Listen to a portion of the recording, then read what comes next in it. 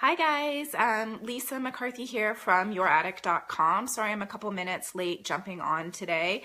My whole family is struggling with a nice head cold over here, so trying to move as quickly as possible, but it's not going so great over here. So today I am jumping on to talk about a pre-production checklist. So what I wanted to go over with you is really 8 things that you should be checking off your list before your clothing factory starts production on your new style.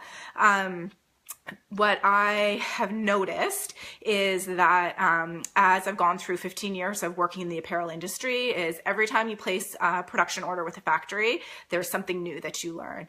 And while everything can't be prevented, stuff is inevitably going to come up because there's so many moving parts in the production process. There are ways that you can set standards up front and really be clear with your factory on what your expectations are, so that when things do happen, you're starting in a much better place to negotiate some of those things that have gone wrong, so that you're not losing as much time and money as sometimes could happen. So just a little bit about me. If you're the first time you're tuning in, my name's again Lisa. I have been in the apparel industry, like I said, for 15 years, and I run a website called youraddict.com, which provides tools and resources for people that are looking to start and grow a clothing line. I also do coaching for small businesses.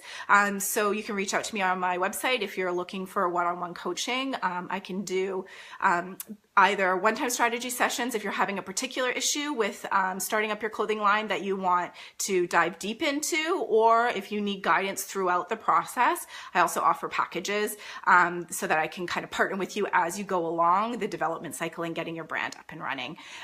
So today, just diving in,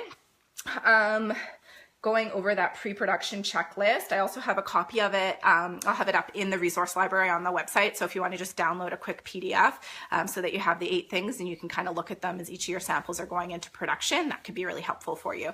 So number 1 on the list is make sure that you have a pre-production sample approved for every style color that you're doing. So some of you might ask, what is a pre-production sample? A pre-production sample is something that your factory makes that is their standard of what they're going to follow as they run your bulk production through their lines. So this is something that should be using your bulk fabric, so not sample yardage, but this is your, I placed potentially 50 yards, potentially a few hundred, potentially a couple thousand yards of a fabric that are going to be used to make your production order. Your pre-production sample needs to be in your final approved fabric that is going to be used for making all of your samples. This is super duper important because there is always something a little bit different from roll to roll, from order to order. There are so many variables in making fabric.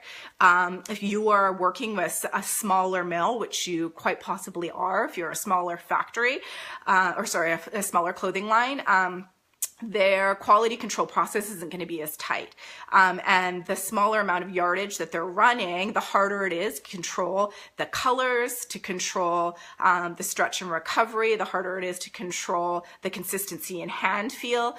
So you're going to want to make sure that your pre-production sample is really a reflection of all of your bulk materials, so your bulk fabrics and your bulk trims, and sign off on that. And the way that I've done this in the past is literally signed my signature on the tag that comes saying this was approved on this date by this person, so that you can go back to your factory, keep a sample for yourself, your factory will hold one, so that as your styles start to come off the line, you can say, hey, this was my signed off standard. This is what you're producing. There's something that's a little bit different here. We need to talk about it. So again, it helps you really set a standard up front so that you have negotiating power on the back end if something does happen. And believe me, stuff happens all of the time. So that's the first thing, is to have that signed off pre-production sample before your factory goes into production. It's pretty standard operating that your factory would have that. So they would want to give you that to say, okay, this is the standard that we're following. If you are working with somebody who doesn't bring it up, make sure to bring it up to them that you want to have a standard approved before they go into production. So that's number 1 on the list, is the pre-production sample.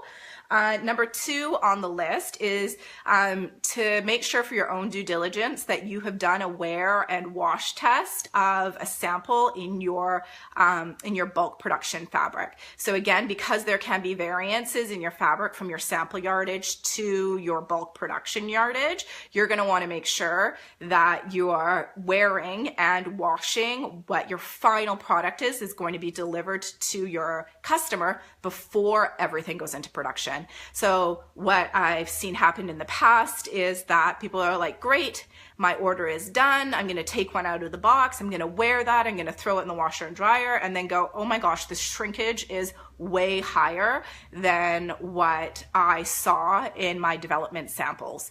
And now all of your products are already sewn up, and you can't really go back and say, build in a little bit more ease to my t-shirt, because I know that it's going to shrink more. You've lost the opportunity to do that. So you want to be making sure that you're wearing and washing that final bulk production fabric before they cut everything, because it is not uncommon that you're going to want to change the allowance for shrinkage before you go into production. So just make sure you check that off the list before everything gets cut. Number 3 is inspecting and cutting all of your all of your production fabric before it is, ideally before it's even sent to your factory, but definitely before it's cut at your factory.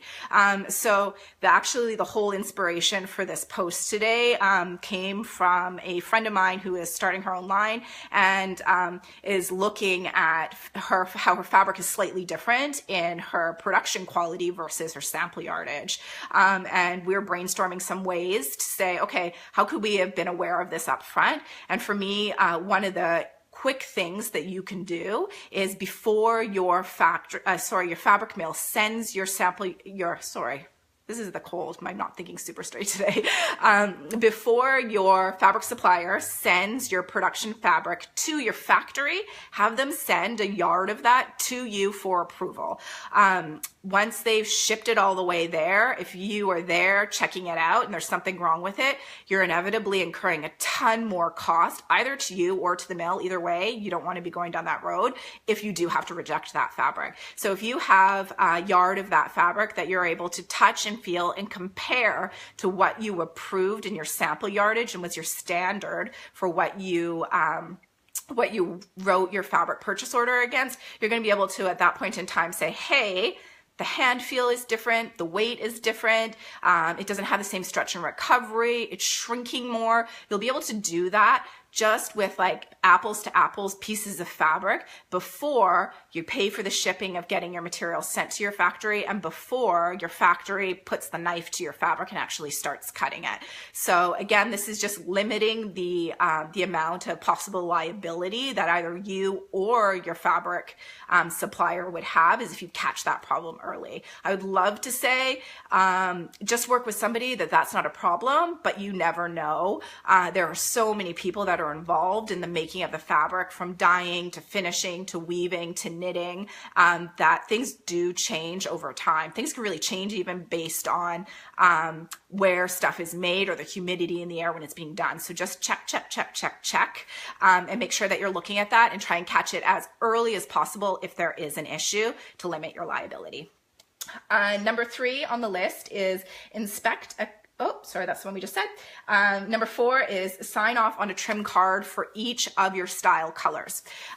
So a trim card is something that like I love and I haven't seen everybody use, and it seems bizarre to me that you wouldn't do it.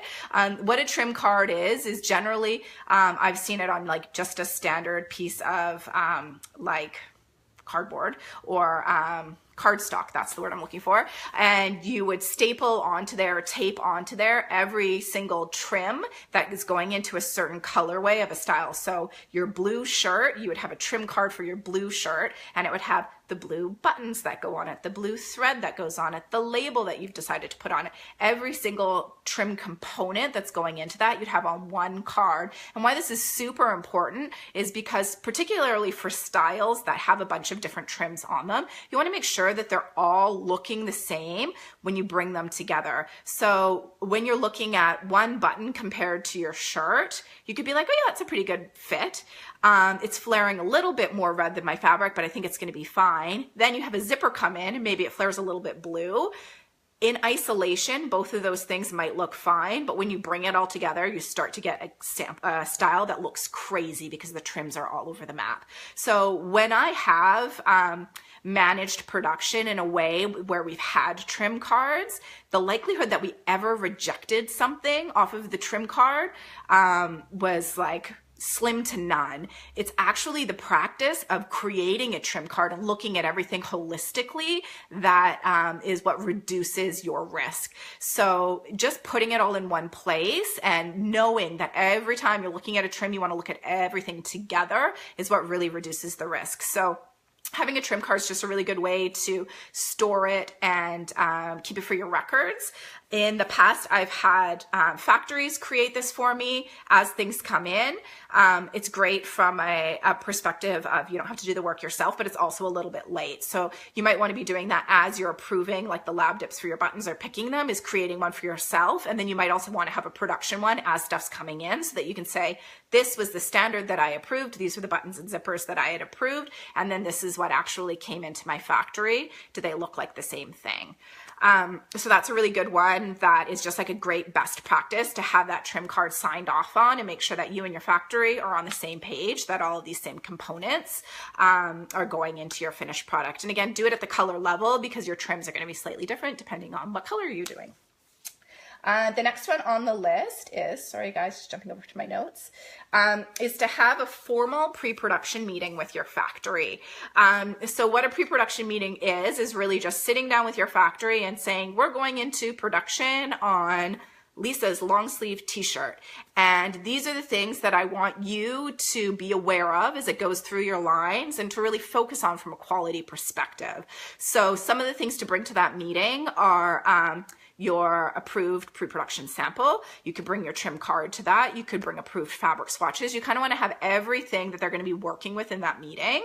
And you're also going to want to comment on past samples that they've done and corrections that they've made and highlight to them what your standards are. So in the past, they may have had a difficult time with putting on the collar and had sloppy stitching on the under collar. So what you might want to call out in this pre-production meeting is, hey, can you really just keep an eye on the worker that's going to be attaching the collar here and make sure that they're hitting this standard of quality, because what we saw on this past sample wasn't to our quality standards.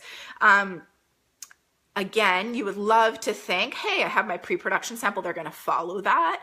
Having a formal meeting where you sit down with the factory manager, the merchandiser within the factory that's supporting your line, and having a formal meeting is really just going to show them that you are a professional and have an eye for quality and that nothing's going to slip by you. So you have these expectations and you are going to follow up on the back end if they're not meeting your quality standards.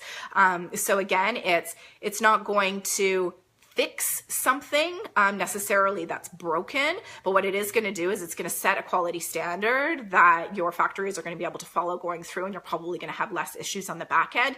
And if you do get to the back end and all of your collars are sewn on in the poor quality that you weren't looking for, you can say, hey, look, we talked about this in our meeting. I was super clear on my expectations for this. I'm looking to get a 5% discount on this because you didn't meet my standards. And we specifically have it in our notes that this was an area that you were supposed to be focusing on. So it just gives you a little bit more ammunition on the back end to go back and negotiate if they aren't meeting the standards that you're looking for. So that's having a formal pre-production meeting. The number 6 on the list is to have a signed purchase order with your delivery and approved cost. So this is something that, again, I think is super obvious. You're like, of course, I have a purchase order with my factory. As you are going through the process and things change, things slide a little bit. So what might happen is you issue a purchase order to your factory. You're really excited. You're going to buy this t-shirt. It's going to be $8. They're going to ship it on March 31st.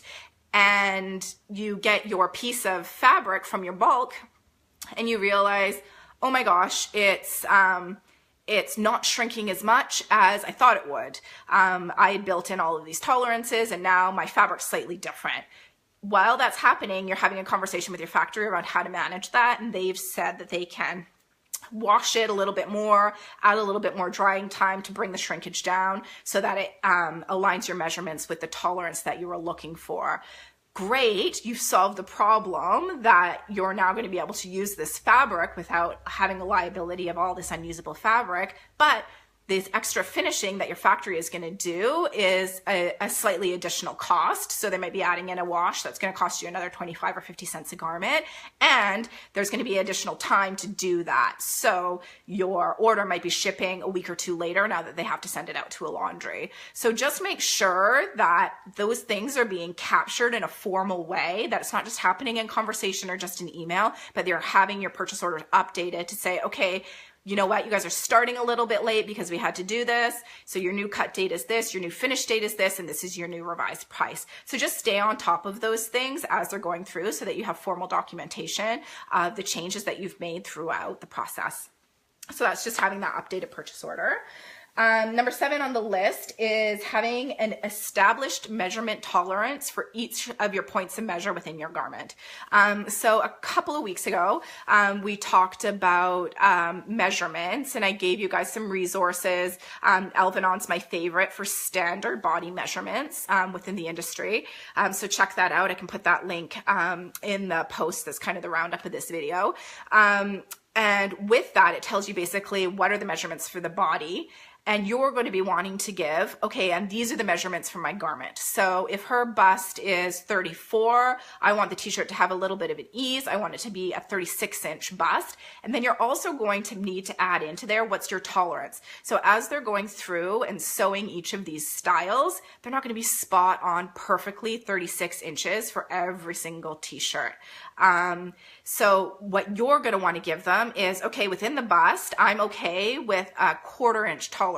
So it can be either a 1/4 inch under the 36 inches or a 1/4 inch over. Why you want to be the person that establishes that is that if you don't, and you're measuring stuff after the fact to see if they're on measurement, you're going to find that stuff isn't. And you go back to your factory to say, hey, you guys didn't meet my standard measurements. They're going to say, well, that's not realistic. We're not going to be perfect on everything. It's within tolerance. And you're going to say to them, well, what are the tolerances? And they'll give you a number that's way higher than what you would have wanted it to be. They're going to give you a number that basically says whatever they did is fine. So if you establish that up front and say on key points of measure, like your bust, like on your center front length, you have pretty tight tolerances, and on things that that aren't going to make as much of an impact to the garment, you have looser tolerances. You also want to take into account how big the area is. So something like center front length that's long, you're going to have a slightly larger tolerance because of the percentage to the hole than you would on something like a cuff. So a cuff, you're not going to ever want to do a 1/2 inch tolerance because it's going to make a significant difference to the way that that garment fits. But the main point of this is basically just to set those standards up front so that if something does go wrong, you have a place to go back to and some negotiating power to say, these were our agreed upon standards, you didn't meet them. Either I'm rejecting these garments and you guys need to take them back and I'm not paying for them, or I'll take them as seconds, but I'm going to take them at a discount and then offload them myself through an outlet, maybe give them to charity, do something else with them. But again, it's just preparing yourself up front for the possibility that things are going to be out of tolerance. And the likelihood is there will be something, just that you guys have an agreed upon standard that you're both working towards. So that was number 7, have an established measurement tolerance for each point of measure. And then the last one on here is just to set a packing standard. So this is something that is not going to make or break you. If you don't have a way for your factory to if you don't have a set way for your factory to pack stuff when it comes off the line, it's probably not going to ruin your business. but it can save you a lot of time and energy on the back end if they pack it in a way that supports the way you operate your business. So one thing to consider is, are they folding up your garment in a way that if they shipped it to you folded like that, you could literally just pull it out of the box and put it on your shelves for inventory, and they're already folded the way that it's best to fit onto your shelves, so that you don't need to go, oh my God, I just received 300 pieces of a t-shirt and I need to refold these because they're not going to fit in the way that I've set up my inventory. You're also going to want to make sure that they're folding it in a way that gives it the least amount of creases, and your factory is pretty good at doing that. And they're probably going to do that in a way that they've been doing it for other customers. You're just going to want to consider that. And if you have a particular standard, to communicate that to them. And then number 3 is how are they packaging that so that it can be shipped, so that it's actually clean. So standard operating procedures generally for them to be putting it in just like a poly bag, which is like a plastic bag that kind of folds over and keeps it closed, so that as it's going around the factory, as it's in transit, that water isn't getting in, the box isn't getting wet on a rainy day and ruining all of your garments. That's super standard. Consider also how you want that to ship to your customer. So if you don't want to be sending that in a poly bag to your customer and you want it to get to them in a different way, does it make sense for you to just be giving that packaging to your factory so they're actually packaging it the way that you would want to ship it to your customer? So I've seen some people give like a kind of like a paper envelope that they want to give it in, so they could potentially put it into the poly bag and then put it into your paper envelope if you want it to be a more presentable way. But just consider that. How can you pass on some of that work to your factory, where they can do it in a much more efficient way than you, as possibly a single person or a very, very small team, would manage it at your own distribution center, which could very well be your living room or your home office. So if you can pass on some of that work to them, just having all your ducks in the row, saying, this is how I want it to be, this is all the packaging, have the person that's going through and doing the finishing and folding just do it the way that I want it in the end. It's just going to save you some time and money on the back end. So those are the 8 things that I would say to include in like a pre-production checklist before you went forward with having your factory start production on any style color. If you guys found this helpful, I'd love it if you shared the video. I'm also going to be throwing just a really easy download of a PDF on the website in my resource library, so you can head over there and download that. It'll probably be up in the next 15 minutes or so. And there's a roundup on the post with all the details. So if you want to go back and reference any of that, you can check out the post or rewatch the video. It will be saved here. Thanks so much for tuning in today, guys, and let me know if you have any questions or if there's anything that I didn't cover. Just drop me a note on the blog post. I'll drop the link in the comments here. Thanks so much, guys. Have a great day.